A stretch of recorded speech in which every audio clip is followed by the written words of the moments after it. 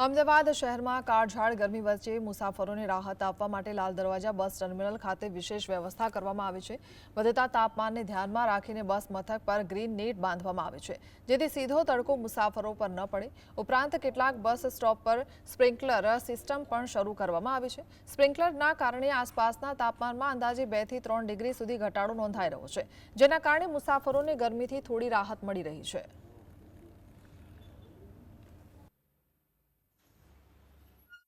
કાળઝાળ ગરમી પડી રહી છે ત્યારે અમદાવાદ મહાનગરપાલિકા દ્વારા જે એએમટીએસ બસ મથકો છે તે એએમટીએસ બસ મથકો પર ખાસ વ્યવસ્થા કરવામાં આવેલી છે। જે લાલ દરવાજા બસ ટર્મિનલ છે ત્યાં તમે જોઈ શકો છો કે જે સ્પ્રિંકલરની વ્યવસ્થા કરવામાં આવેલી છે। જે સ્પ્રિંકલર છે તે સ્પ્રિંકલર દ્વારા જે પાણી છે તે જે મુસાફરો ઉપર છે તે છંટકાવવામાં આવે છે અને પરિણામે જે ગરમી છે તેમાંથી રાહત મળે છે। આ વ્યવસ્થા કરવાને કારણે જે બહારની જે તાપમાન છે તેના કરતાં જે 1 થી 2 ડિગ્રી જેટલો છે તાપમાનમાં ઘટાડો થાય છે।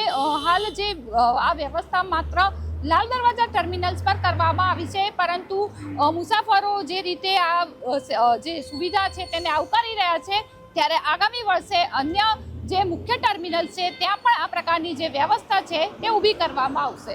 ઝલક અત્યારું GSTV અમદાવાદ।